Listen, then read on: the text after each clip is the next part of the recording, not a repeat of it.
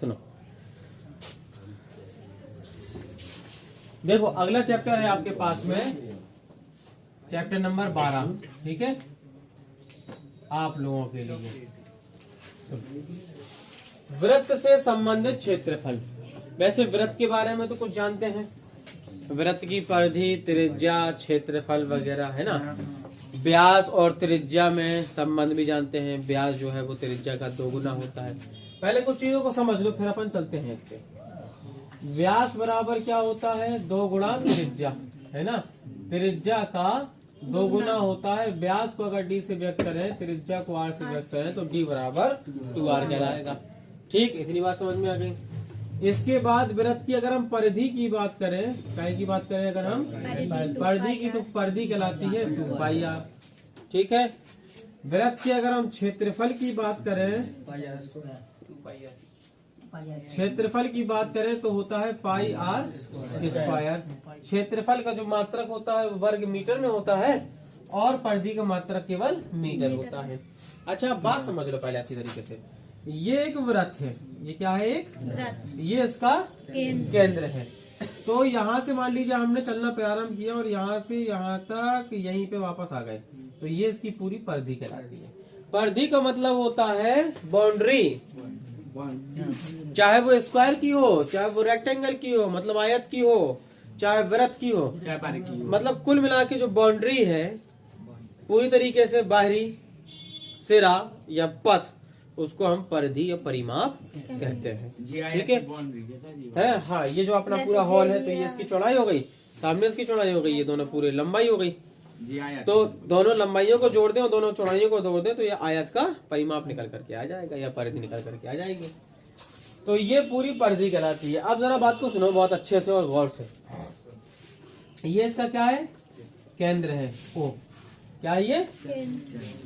और केंद्र से वृत्त के किसी भी बिंदु को, केंद्र से वृत्त के किसी भी बिंदु को मिलाने वाली रेखा वृत्त की त्रिज्या कहलाती है ना। केंद्र से परिधि के किसी भी बिंदु को मिलाने वाली रेखा वृत्त की त्रिज्या कहलाती है। तो वृत्त की त्रिज्या, एक ये भी त्रिज्या है वृत्त की, और ये भी वृत्त की त्रिज्या है, ये भी आर है और ये भी आर है, ये दोनों वृत्त की त्रिज्या है। तो अगर, और ये मान लीजिए एक बिंदु है ए और ये एक बिंदु मान लीजिए बी, ठीक है। तो ये ए बी एक लघु चाप हो गया, ए बी क्या हो गया? लघु चाप। तो दीर्घ चाप कहलाएगा बी ए, दीर्घ चाप बड़ा आर्क कहलाएगा बी ए और छोटा आर्क कहलाएगा ए बी, चाप को कहलाए हम, ठीक है। तो छोटे चाप यानी 2 त्रिज्या ओ ए और ओ बी, ये 2 त्रिज्याएं हैं, और ये ए भी एक चाप है। तो त्रिज्या और संगत चाप के बीच में, त्रिज्या और संगत चाप के बीच का घिरा हुआ हिस्सा वृत्त का त्रिज्या खंड कहलाता है। तो ये क्या कहलाएगा आपका? इतना एरिया कहलाएगा त्रिज्या खंड। क्या कहलाएगा? त्रिज्या खंड। ये कहलाएगा लघु त्रिज्या खंड। कौन सा त्रिज्या खंड? लघु त्रिज्या खंड कहलाएगा, लघु त्रिज्या खंड, ठीक है। वृत्त का शेष भाग जो यहाँ से लेके यहाँ तक पूरा है, ये दीर्घ वृत्ता खंड कहलाएगा। दीर्घ त्रिज्या खंड, वृत्ता खंड नहीं, त्रिज्या खंड, दीर्घ त्रिज्या खंड कहलाएगा। इतनी बात समझ में आ गई? 2 त्रिज्या और एक चाप से घिरी आकृति को लघु त्रिज्या खंड कहते हैं, वृत्त की शेष भाग को दीर्घ त्रिज्या खंड कहते हैं।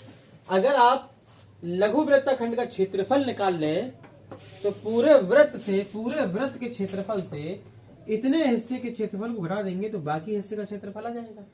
ये बात तो क्लियर है? तो हमें केवल पता होना चाहिए लघु त्रिज्या खंड का क्षेत्रफल। अच्छा, अगर वो लघु और दीर्घ की बात ना करे सवाल में, तो आपको लघु वृत्ताखंड या लघु त्रिज्या खंड ही मान के सवाल को लगाना है। जैसे उसने किसी सवाल में ये कह दिया कि त्रिज्या खंड का क्षेत्रफल कितना होगा, ऐसा उसने बोला कि त्रिज्या खंड का क्षेत्रफल कितना होगा, तो हमें लघु त्रिज्या खंड का क्षेत्रफल निकालना है, हमें दीर्घ त्रिज्या खंड का क्षेत्रफल नहीं निकालना है। तब तक नहीं निकालना है दीर्घ त्रिज्या खंड का क्षेत्रफल जब तक वो कहता नहीं है, जब तक वो क्वेश्चन में नहीं कहता है।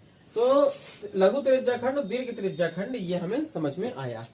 अच्छा, अब हम त्रिज्या खंड का पहले क्षेत्रफल देखें कैसे निकालते हैं, और त्रिज्या खंड में जो चाप काम करती है AB, इसकी लंबाई कैसे निकालते हैं। पूरा सर्किल में जो राउंड होता है वो कितने कोण का होता है, 360 का। पूरा सर्किल घूमेगा तो वो कितना बनेगा, 360 बनेगा। तो सबसे पहले नंबर 1 त्रिज्या खंड का, त्रिज्या खंड की बात कर रहे हैं आप, हैं क्षेत्रफल। तो क्षेत्रफल त्रिज्या खंड का होता है थीटा बटे 360, यानी 360 में ये वाला कोण कितना बना, ये वाला कोण मान लीजिए थीटा है, जितना भी बना थीटा है, कितने में, 360 में, और कितने का, पाई आर स्क्वायर का, कितने का, तो थीटा बटे 360 इंटू पाई आर स्क्वायर। और याद रखना पाई की वैल्यू को हम 22/7 या 3.14 लेकर के चलेंगे। जरूरत पड़े तो पाई का मान रख लो, जरूरत ना पड़े तो पाई का मान ना भी रखो तो काम चल जाएगा। और दूसरा चाप की लंबाई, लघु चाप की बात कर रहे हैं हम, चाप की लंबाई, चाल की नहीं, चाप की लंबाई। कौन सी चाप की लंबाई, लघु चाप की लंबाई, है ना। लघु मतलब छोटे चाप की लंबाई। तो पूरा सर्किल होता है 360 का, तो थीटा बटे 360, और पूरी परिधि कितनी होती है, 2πr। तो 2πr का थीटा बटे 360 मतलब 2πr तो पूरी दूरी है। अब पूरी दूरी में इतना हिस्सा कितना है, तो इतना हिस्सा 360 में से कितना है, तो 300 थीटा बटे 360 इंटू 2πr, ऐसे निकाल लेते हैं। इतनी बात समझ में आ गई।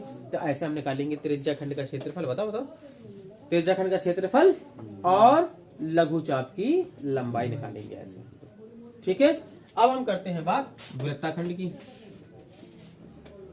किसकी बात करें, वृत्ताखंड की। वृत्ताखंड का मतलब होता है ये केंद्र है, एक जीवा ले ले, क्या ले ले, जीवा, कोई सी भी जीवा ले ले, वो भले ही व्यास ही क्यों ना हो। अगर ये जीवा केंद्र से होकर के जाएगी तो वो व्यास कहलाएगी, केंद्र से होकर के नहीं जाएगी तो केवल जीवा कहलाएगी, और केंद्र से होकर के जाएगी तो जीवा के साथ साथ व्यास भी कहलाएगी, ठीक है। तो एक जीवा और लघु चाप, एक जीवा और लघु चाप, लघु चाप ये है ए, ये बिंदु ए है, ये बिंदु बी है, इसको हमने ए भी चाप माना, तो बचा हुआ भाग बी ए चाप कहलाएगा, यानी लघु चाप ए भी कहलाएगा और दीर्घ चाप बी ए कहलाएगा। तो एक जीवा और चाप से जितनी आकृति घिरी है, इस आकृति को हम कहेंगे लघु वृत्ताखंड। क्या कहेंगे, लघु वृत्ताखंड। और शेष भाग को क्या कहेंगे, दीर्घ वृत्ताखंड। वृत्ताखंड कैसे लिखें, अरे ऐसे तो लिखा जाता, हाँ, दीर्घ वृत्ताखंड, ठीक है। तो अब हम लघु भूल जाते हैं, अब हम लघु वृत्ताखंड, तो लघु वृत्ताखंड का क्षेत्रफल कैसे निकालेंगे। सोचो जरा, अगर हम इससे इसे मिला दे, इससे इसे मिला दे, तो ये तो पूरा त्रिज्या खंड बनी है ना, और अगर त्रिज्या खंड से इस त्रिभुज को भगा दें तो शेष भाग वृत्ताखंड बचेगा। शेष भाग क्या बचेगा, त्रिज्या खंड, या ये पूरा त्रिज्या खंड। त्रिज्या खंड से अगर हम इतने त्रिभुज को अलग कर दें तो बचेगा क्या, वृत्ताखंड। निकालना पड़ता है पहले लघु, तो ठीक है। तो यहाँ पर अपन देखते हैं, सबसे पहले बात करते हैं वृत्ताखंड के क्षेत्रफल की। वृत्ताखंड के क्षेत्रफल का मतलब लघु त्रिज्या खंड का क्षेत्रफल। सबसे पहले हम क्या लिखेंगे, लघु त्रिज्या खंड का क्षेत्रफल, लघु त्रिज्या खंड का क्षेत्रफल माइनस क्या, माइनस त्रिभुज का क्षेत्रफल। त्रिभुज कौन सा, कैसे बना ही लेते हैं, ठीक है। ओ ए बी, त्रिभुज ओ ए बी का क्षेत्रफल ऐसे निकल आएगा लघु त्रिज्या खंड का क्षेत्रफल। और यदि लघु त्रिज्या खंड का क्षेत्रफल निकाल लेते हैं हम लोग, लघु त्रिज्या खंड का क्षेत्रफल निकाल लेते हैं, तो पूरे वृत्त से लघु त्रिज्या खंड के क्षेत्रफल को घटा दें तो दीर्घ त्रिज्या खंड का क्षेत्रफल आ जाएगा। आ गई ना पूरी बात समझ में, पूरी बात समझ में आ गई।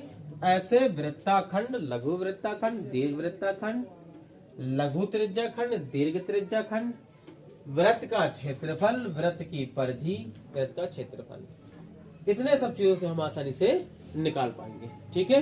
तो इसको नोट कर लो, तो फिर हम क्वेश्चन करवाएं आपको एक एक दो।